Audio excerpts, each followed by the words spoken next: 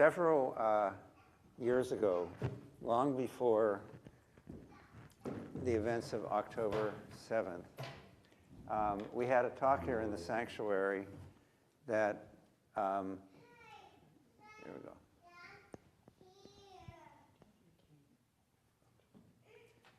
That Holocaust education could have a greater impact, that the growth in anti-Semitism in the United States could be addressed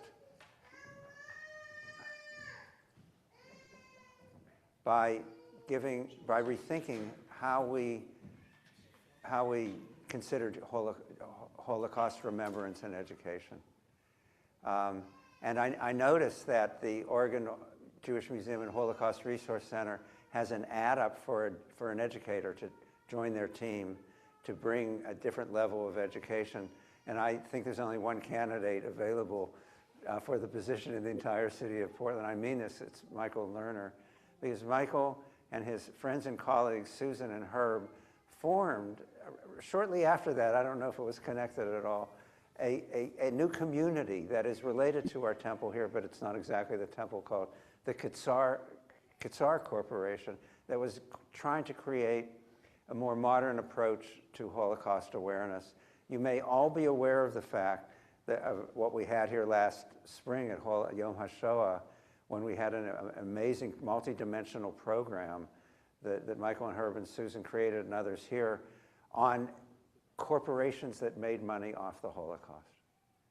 And that was a real response to the kinds of, I see everybody's attention is suddenly, that was a real response to the kinds of issues that need addressed. And we also needed much greater scholarship, and Michael personally has brought that, and he's really brought a level of scholarship that's not just recognized here, but is seen as important for the long term in helping us do what we want Holocaust education to do. So tonight, Michael is going to offer a lesson on the Violinist of Auschwitz. Thank you for putting in the time to create this talk this evening. I look forward to taking it in.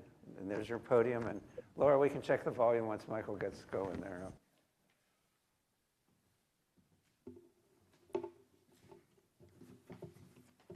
Thank you for your kind words, Rabbi.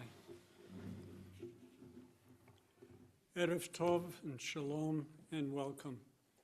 My name is Michael Lerner and I am President and CEO of Quetzar. Quetzar is a recently formed not-for-profit corporation. Our mission is to provide no-fee digital access to Jewish educational materials and resources for both individuals and participating organizations. All funds that are raised are tax deductible and are used to provide ongoing programs and presentations, not unlike the series on the Holocaust.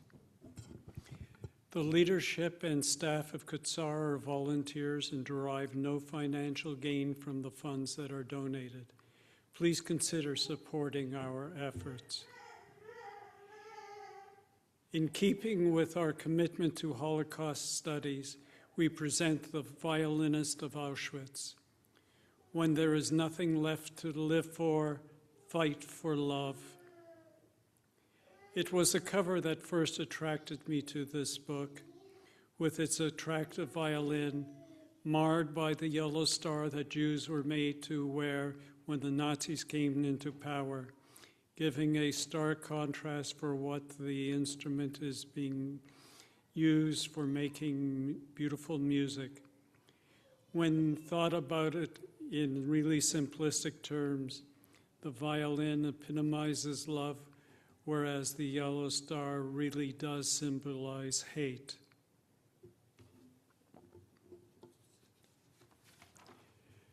There would be no curtain call tonight for Alma Rosé, at any rate. Her eyes stared fixedly at the crack in the opposite wall. Alma Rosé's fingers played with a small glass vial of clear liquid. It had taken her a month to secure it from one of the Canada. At Auschwitz, a group of prisoners were assigned to collect and sift through the possessions confiscated from prisoners. Valuables were separated and sorted in large warehouses and then transported back to Germany.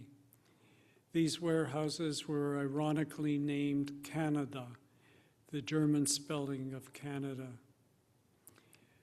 This was because to the prisoners, Canada was a country that represented wealth, and the warehouses were full of people's valuables. For weeks he had stalled and grimaced and invented all sorts of excuses. He'd be glad to help, but she was looking for what was nowhere to be had.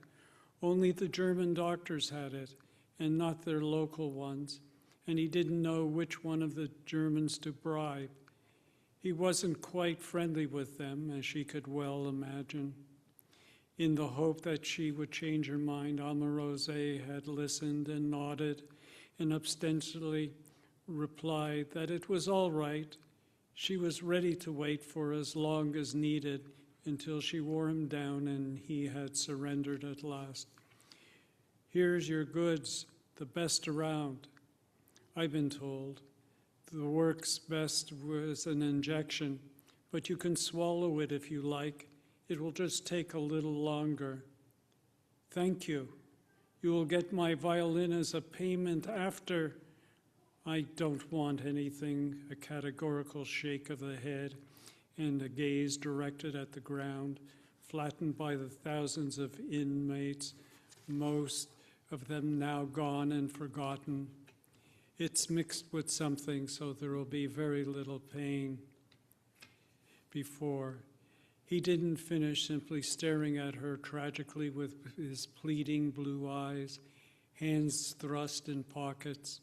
Smiling faintly, Alma reached out and gave his wrist a slight pressure in gratitude for his help. If only he had known the extent of the pain she had been living with for the past few weeks, he wouldn't have tormented her for so long with this unnecessary waiting. This would end the pain, not inflict it. An urgent knock at the door brought Alma out of her reverie. Quickly, she dropped the vial inside the pocket of her black dress. She clasped her hands and squared her shoulders. "Yes?" Zippy, a mandolinist, Alma's confidant and friend she had grown to love as a sister, stuck her head inside. "Lagerführerin Mandel is here, and we're ready to start." Acknowledging the girl with a nod, Alma gathered her violin case, a conductor's baton, and sheet music from the table. On her way out,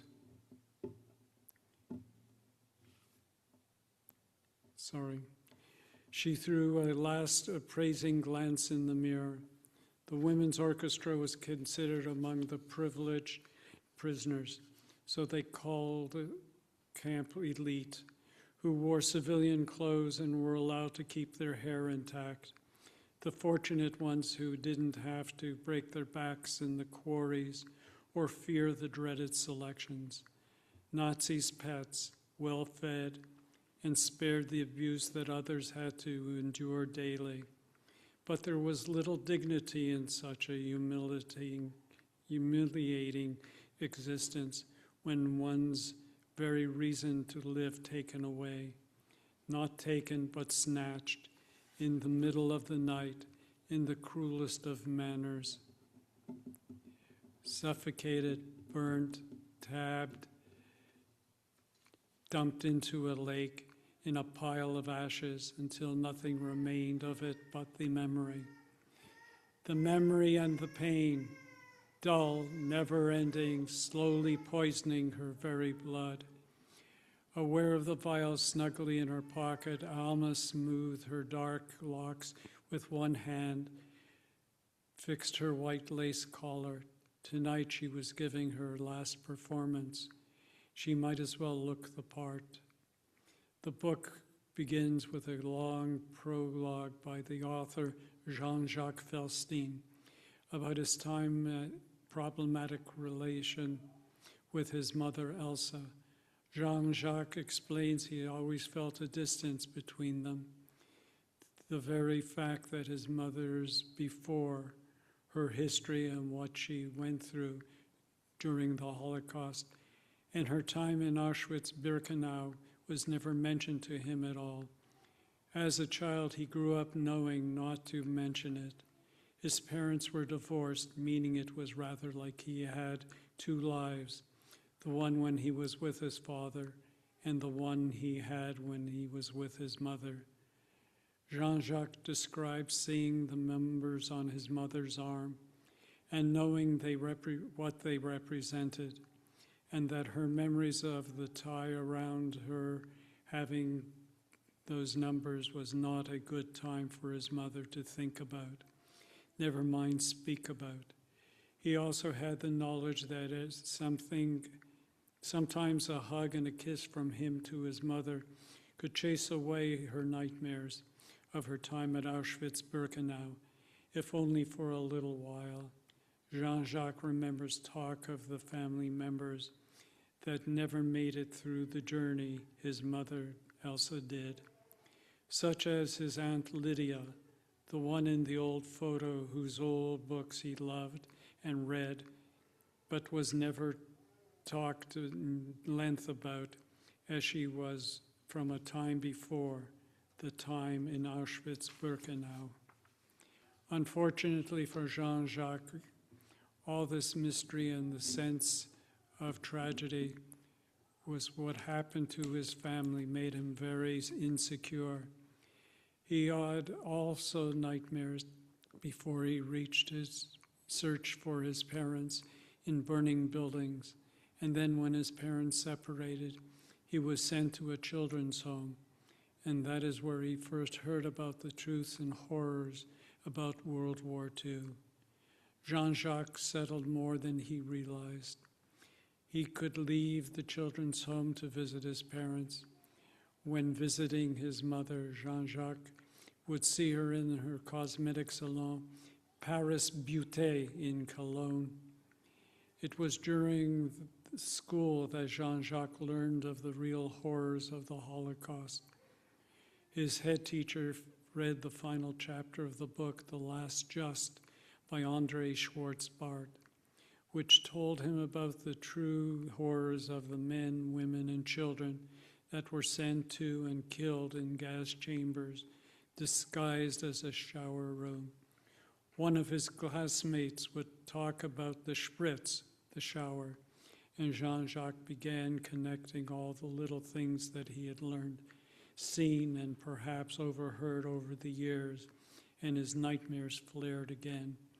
The one time his mother, Elsa, ever really told him anything about the Holocaust was when she took him to see the film The Diary of Anne Frank.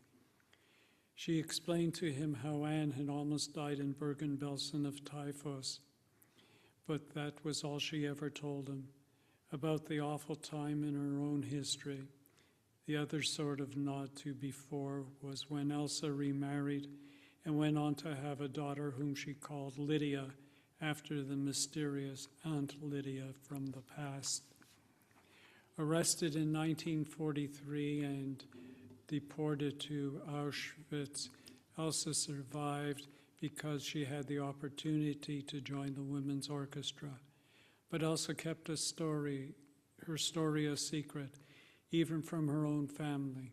Indeed, her son would only discover what had happened to his mother many years later, after gradually unearthing her unbelievable story following her premature death, without ever having revealed her secret to anyone. Jean-Jacques Felstein was determined to reconstruct Elsa's life in Birkenau and would go in search of other orchestra survivors in Germany, Belgium, Poland, Israel, and the United States. The recollections of Hélène, first violinist, Violette, third violin, Anita, a cellist, and other musicians allowed him to rediscover his 20-year-old mother, lost in the heart of hell. The story unfolds in intersecting stages. One contemporary is that of the investigation. The other is that of Auschwitz and its unimaginable daily life as told by the musicians. They describe the recitals in which their very survival depended. The incessant rehearsals, the departure in the mornings of the forced laborers to the rhythm of the instruments, the Sunday concerts, and how Mengele pointed out the pieces in the repertoire he wanted to listen to in between selections. In this remarkable book, Jean-Jacques Felstein follows his mother's footsteps by telling her story, attempts to free her and himself from the pain that had been hidden in their family for so long. It was after Elsa's death that Jean-Jacques inherits part of her pension compensation money from the government, and during an argument with his grandmother utters that her daughter had not rotted in Auschwitz for him to do whatever he felt like with the money. Jean-Jacques was 35 years old when he discovered his mother had been part of the Birkenau Orchestra. In fact, it was being selected for this orchestra that saved her life, though she truly suffered throughout her imprisonment. Jean-Jacques set about tracing the other women of the orchestra, and the book goes on to tell the story of the present, where he's going to meet other survivors. Some remember his mother better than others, but all share their own stories with him. The book goes back to the time before, as the survivors reveal the daily horrors, humiliation, and punishment they endured. This may sound like the wrong thing to say, but I hope you understand. I honestly enjoyed reading this book. Despite it being about a horrific period in history, it is so well put together. Jean-Jacques goes to great lengths to explain his, at points, very distanced relationship with his mother, Elsa, who coped with what had happened to her and her family by not speaking about it. Different people deal with such gruesome histories in their own particular way. Hers was to leave it behind her, to not speak of it at all. She was so deeply affected by it throughout her life, so much of it impacted her own son too. It's so sad that the way he learned about the Holocaust was via his school teacher at school and a classmate. I'll be honest, I had expected Jean-Jacques to be telling his mother's story, which, yes, he does learn about the day-to-day realities of his mother's existence in Auschwitz, Birkenau, but he also tells the stories of other members of the orchestra, the survivors' survival stories, as well as the collective story of the orchestra, the survivors before the Holocaust, how they ended up in Auschwitz, how they survived, who they lost, and how they coped and recreated lives after when they had their freedom back. My immediate thoughts upon finishing the book were that it was a very moving read. I feel it is as much about Jean-Jacques, his mother Elsa, and the other survivors as well as the ins and outs of the orchestra, of how the orchestra was formed, and what those women were expected to do, all in equal parts. In this remarkable account, Jean-Jacques follows in his mother's footsteps, and by telling her story, attempts to free her and himself from the pain that had been hidden in the family for so long. Jean-Jacques Felstein was born in 1948 and began his studies at Nanterre in 1968. He received a diploma in special education in 1976, followed by a degree in English and a diploma in languages and communication sciences. He worked in education for 23 years, before becoming the department head of a child protection unit at Saint-Denis General Council. There he acquired expert knowledge on concepts such as heritage, parentage, abuse, and incest. During these years, he practiced music and played guitar in a hard rock group, performing in numerous concerts. Summing up, the book begins as a record of a rather fraught relationship between a boy, then a man, with his mother. A mother that had been through a horrible time while still being a prisoner in Auschwitz-Birkenau.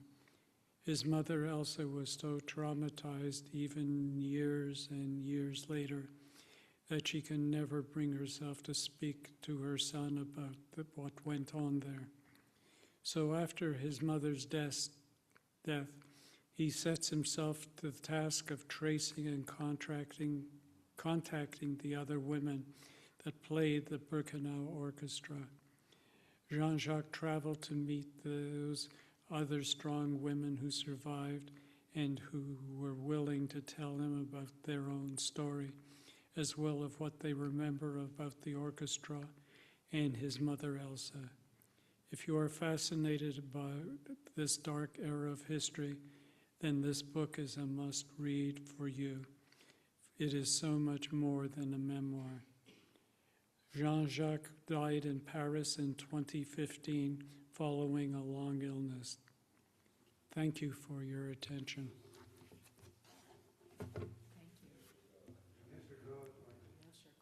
Thank you. Kol